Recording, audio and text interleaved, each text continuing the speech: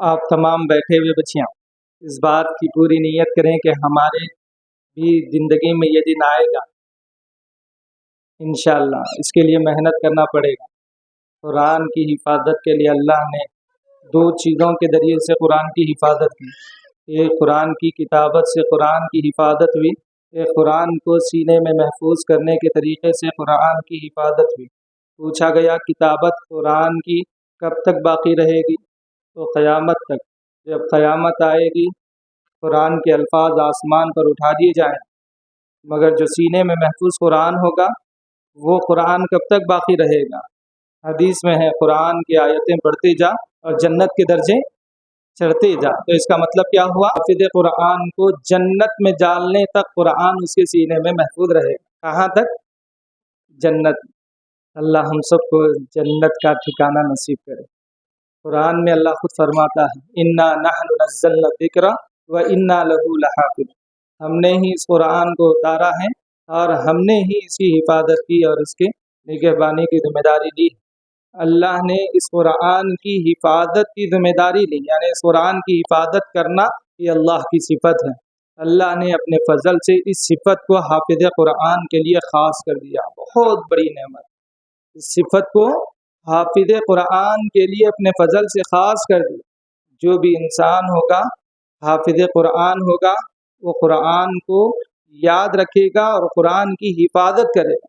یہ بہت بڑی نعمتیں ہیں جو اللہ نے اپنے فضل سے ہم سب کو دیا ہے، اور جو بچیاں اس کے پیچھے لگی ہیں اس کے اوپر خوب محنت کریں۔ وَهَذَا كِتَابٌ أَنزَلْنَاهُ مُبَارَكًا، اللہ نے قرآن میں فرمایا یہ کتاب جس کو ہم نے اتارا قرآن مجید مبارکن، بڑی برکت والی، بہت برکت والی ہے۔ فَاتَّبِعُوهُ، پس اس کی اتباع کرو، اس کے مطابق زندگی گزارو۔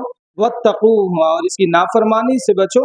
لَعَلَّكُمْ تُرْحَمُونَ، تاکہ اللہ کی رحمت تم پر اترے، اللہ کی رحمت تم پر اترے۔ تو معلوم ہوا اگر اللہ کی رحمت اپنے اوپر اتارنا چاہتے ہو تو قرآن کی تلاوت کریں، قرآن کو یاد کریں، قرآن والی زندگی گزاریں۔ تو اس سے کیا ہوگا؟ اللہ کی رحمت ہمارے طرف متوجہ ہوگی۔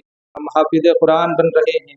دنیا کے سب سے پہلے حافظ قرآن اللہ کے رسول، اور ان کے سینے میں قرآن محفوظ، تو ہمارے سینے میں بھی قرآن محفوظ۔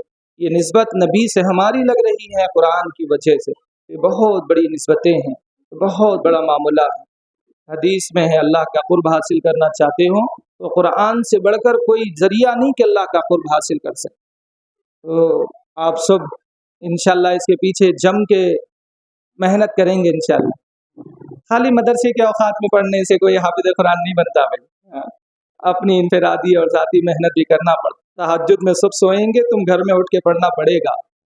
ہاں، سب دعا سے دعا کریں گے یا نہیں کریں گے، آپ کو روزانہ رو رو کے دعا بھی کرنا پڑے گا۔ اللہ حافظ قرآن بنا دے، اللہ بنا دے۔ اللہ یہ اللہ کا کلام ہے، اللہ جسے چاہتا ہے اسے ہی دیتا ہے، ہم اپنے چاہت سے اس کو حاصل نہیں کر سکتے۔ میں ہمیشہ ایک بات بولتا ہوں کہ ہمارے مدرسے میں ایک بچی کا داخلہ ہوا تھا، جس کے والد صاحب یوں بول رہے تھے کہ بھی مدرسے میں معلمہ کی تنخواہ کتنی ہے؟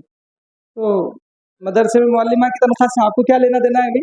آپ مدرسے کی بچی کی فیس پوچھو تو کہنے لگے اس لیے پوچھ رہا ہوں میری بچی کے لیے ایک خاص معلمہ کو اپوائنٹ کرو، تقرر کرو، میں اس کی مکمل تنخواہ دوں گا مگر میری بچی کو حافظ قرآن بنا۔ اتنے اس قدر اپنے پیسے کو خرچ کرنے کے لیے تیار، اس قدر کوشاں کہ حافظ قرآن بنائے، مگر بڑی مشکل سے 2-3 بار حفظ کر کے بچی پھر قرآن سے مدرسے سے خدا حافظ لے لی اور کالج اور اسکول میں مصروف ہو گئی۔ تو بتانے کا مطلب یہ ہے نہ پیسے کے خرچ کرنے سے نہ کوئی اور کام کرنے سے حافظ قرآن نہیں بنیں گے، بلکہ اللہ کے فضل سے بنیں گے، اور اللہ کا فضل اللہ سے مانگنے سے اللہ کا فضل ملتا ہے۔ خوب محنتیں کرنے کے ساتھ ساتھ خوب دعاؤں کا بھی اہتمام کرنا پڑتا، اور کوئی کام اگر ہمارا نکلنا ہے تو ہماری عادتوں کو بھی اچھی بنانا پڑتا۔ ہاں، ابا کن سے کوئی چیز لینا ہے تو کیا کرتے ہیں؟ ابا کو جو کام پسند آتا وہ کام کرتے، پھر ابا ارے میری بیٹی اچھا کام کر رہی بول کو اپنے پاس جو ہے وہ دے دیتا۔ تو ہم اللہ سے اللہ کا کلام لے رہے ہیں تو اللہ کو پسند آئے جیسے کام بھی کرنا پڑتا، تقویٰ، پردہ، اور قرآن کی نافرمانی سے بچنا پڑتا۔ وَاتَّقُوهُ، قرآن کی نافرمانی سے بچو، لَعَلَّكُمْ تُرْحَمُونَ، تاکہ تمہارے اوپر رحمت نازل۔